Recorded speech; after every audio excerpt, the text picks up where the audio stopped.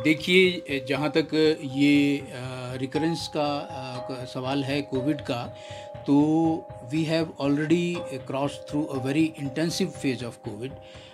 हमने 2 साल तक इसको फेस किया है और हमारी पूरी प्रिपरेशंस हैं, पूरी तैयारी है और गवर्नमेंट की तरफ से जो भी इंस्ट्रक्शन और एडवाइजरीज हैं वो हमने पूरी अपना पब्लिकली और अपने स्टाफ के लिए प्रोपेगेट करी है।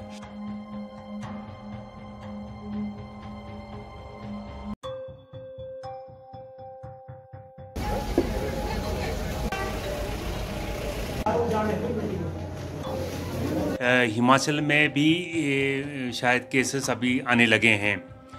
तो ये अब ये जो कोविड है, कोविड-19 है, अब ये एंडेमिक हो गया है। मतलब ये हमारे इस माहौल में रहेगा ये ओमिक्रॉन वाला ही वेरिएंट है। उसका ओमिक्रॉन का एक सब वेरिएंट भी आया है।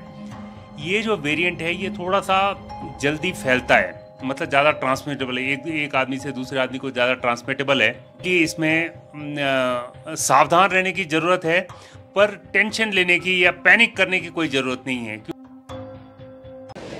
देश में एक बार फिर कोरोना के मामलों में लगातार बढ़ोतरी देखने को मिल रही है। हिमाचल प्रदेश की भी अगर बात करें तो हिमाचल प्रदेश में बीते कल कोरोना ने करीबन 2.5 सालों के बाद दस्तक दी है और हिमाचल प्रदेश के जिला सिरमौर के नाहन में एक बुजुर्ग महिला कोरोना पॉजिटिव पाई गई है और कोरोना का मामला सामने आने के बाद प्रदेश सरकार स्वास्थ्य विभाग की तरफ से जो है वो बड़ी एडवाइजरी यहाँ पर जारी की गई है। और इस वक्त हम शिमला के आईजीएमसी अस्पताल में हैं और आईजीएमसी की अगर बात करें तो जिस तरीके से देर शाम प्रदेश सरकार की तरफ से एडवाइजरी जो है वो सभी अस्पतालों को जारी की गई है, उसके बाद से अस्पतालों में अब जो है वो कोरोना को लेकर सतर्कता जो है वो बढ़ती जा रही है। और अभी कुछ देर पहले हमने आईजीएमसी के जो डिप्टी एमएस हैं उनसे भी बातचीत करने का यहाँ पर प्रयास किया, तो उन्होंने कहा कि देर शाम को जो है वो एडवाइजरी जारी हुई है, जिसके बाद से सभी जो है वो सभी अस्पताल के स्टाफ को जो है वो आवश्यक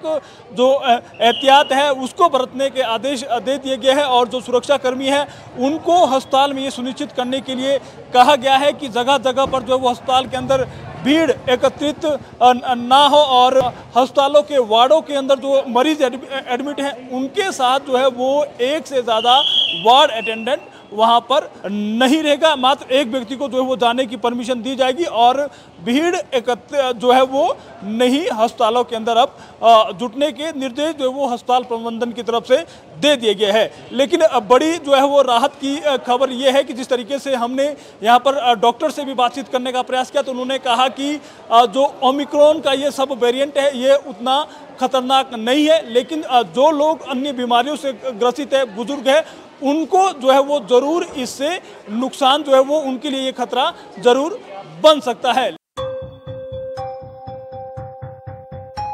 जो कोविड के केसेस हैं लास्ट 1-2 हफ्ते से थोड़ा सा बढ़ोतरी हुई है।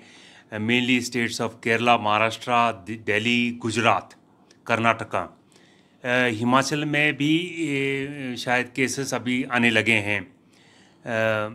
तो ये जो नया जैसे हम जानते हैं कोविड-19 2020, 21, 22 में काफ़ी ज़्यादा इनकी वेव्स आई थी।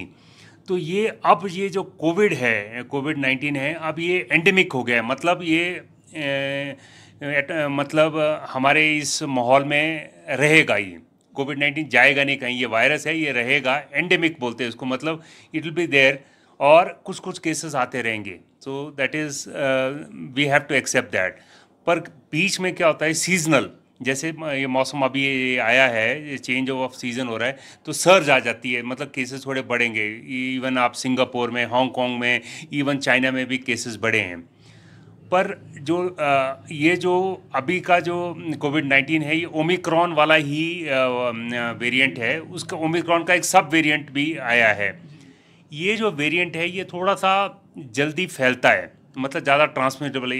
एक आदमी से दूसरे आदमी को ज़्यादा ट्रांसमिटेबल है, पर जो बीमारी है वो इतनी सीवियर कॉज नहीं करता है। और थोड़ा ये मानते हैं कि ये वाला जो वेरिएंट है ये थोड़ा इम्यूनिटी को भी एस्केप कर लेता है।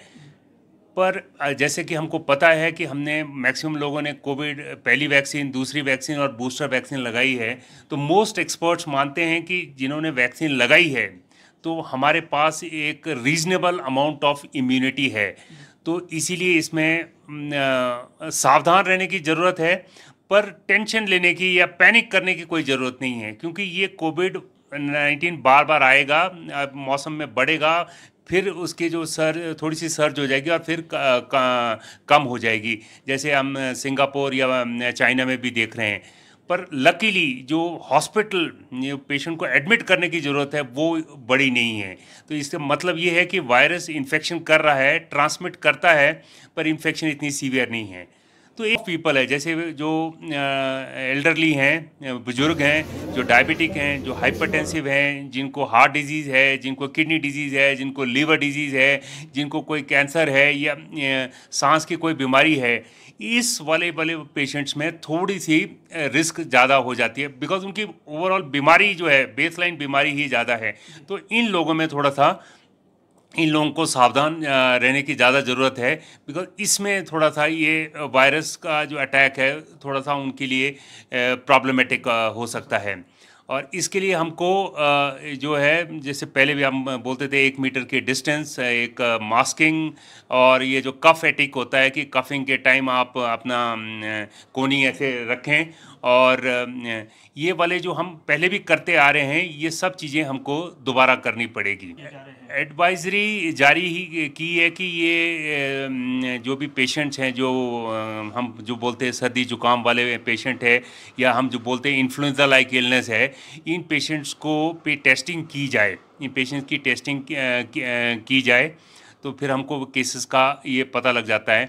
और किसी भी पेशेंट को अगर लगे कि हम जानते हैं कि पल्स ऑक्सीमीटर में ऑक्सीजन देख के पता लग जाता है, तो कभी भी ऑक्सीजन सैचुरेशन कोई कम हो, या ये जैसे मैंने बताया एल्डरली, किडनी वाले, और इसमें कोई भी ऐसा ऑक्सीजन सैचुरेशन कम हो, तो उन लोगों में डेफिनेटली फिर टेस्टिंग करके, बिकॉज उसकी फिर मेडिकेशन अकॉर्डिंगली दी जा सकती है। यह गवर्नमेंट ने भी की है और हमारी स्टेट गवर्नमेंट ने भी एडवाइजरी जारी की है कि यही जो प्रोटोकॉल्स फॉलो किए जाएँ, और टेस्टिंग प्रोटोकॉल्स भी उन्होंने किए, और हमको ये बताया गया है कि ऑक्सीजन के बेड्स, वेंटिलेटर सब तैयार रखें। जैसे कि आपको पता है कि कोविड के अंडर आईजीएमसी शिमला के हम उस टाइम ऑलमोस्ट 70% बेड्स पे, मेडिसिन के 70-80% बेड्स पे ऑक्सीजन है, पल्मोनरी मेडिसिन के बेड्स पे ऑक्सीजन है। हमारा एक वार्ड है, आइसोलेशन वार्ड नीचे, उसमें भी हमारे बेड्स हैं। तो ऑक्सीजन और वेंटिलेटर्स और ये सब कुछ हमारे पास तैयारी है। मैं ये कहना चाहूँगा कि एक जहाँ भी लोग अपने बुज़ुर्गों के साथ रहते हैं या पेशेंट के साथ रहते हैं, और कोई सी खांसी जुकाम हो, तो उधर वो टेस्ट करवाना चाहिए। और दूसरा, जैसे हमने कोविड-19 के टाइम भी बोला था कि अगर कोई सांस की तकलीफ़ होती है या ऑक्सीजन सैचुरेशन कम होती है, तो डेफिनेटली इन पेशेंट्स को सभी हॉस्पिटल आना चाहिए। हॉस्पिटलाइजेशन करने की फिर वो ज़रूरत होती है, बिकॉज उसमें हम जो दवाई दे सकते हैं, उस दवाई से काफ़ी फ़र्क पड़ जाता है ऑक्सीजन सैचुरेशन के लिए। लेकिन यदि लोग जो वो एहतियात बरतने की उन्होंने लोगों से अपील की है, और लोगों से घबराने की कोई आवश्यकता नहीं है, क्योंकि जिस तरीके से जब 2020 के अंदर कोरोना ने दुनिया के अंदर जो है वो दस्तक दी थी, तो उसके बाद से जिस तरीके से लोगों को जो है वो वैक्सीनेशन हुआ है, तो ऐसे में आम जनता को इससे खतराने की या डरने की जो आवश्यकता वो नहीं है। और यहाँ पर अस्पताल प्रबंधन से भी हम बातचीत करने का प्रयास करेंगे, और उनसे ये जानने का जो है वो कोशिश करेंगे कि किस तरीके से एहतियात जो है वो, अब जिस तरीके से कोरोना के मामलों में लगातार बढ़ोतरी हो रही है, तो ऐसे में अब लोगों को क्या एहतियात बरतनी चाहिए। देखिए, जहाँ तक ये रिकरेंस का सवाल है कोविड का, तो we have already cross through a very intensive phase of COVID. हमने 2 साल तक इसको फेस किया है, और हमारी पूरी प्रिपरेशंस हैं, पूरी तैयारी है। और गवर्नमेंट की तरफ से जो भी इंस्ट्रक्शन और एडवाइजरीज हैं वो हमने पूरी अपना पब्लिकली और अपने स्टाफ के लिए प्रोपेगेट करी है।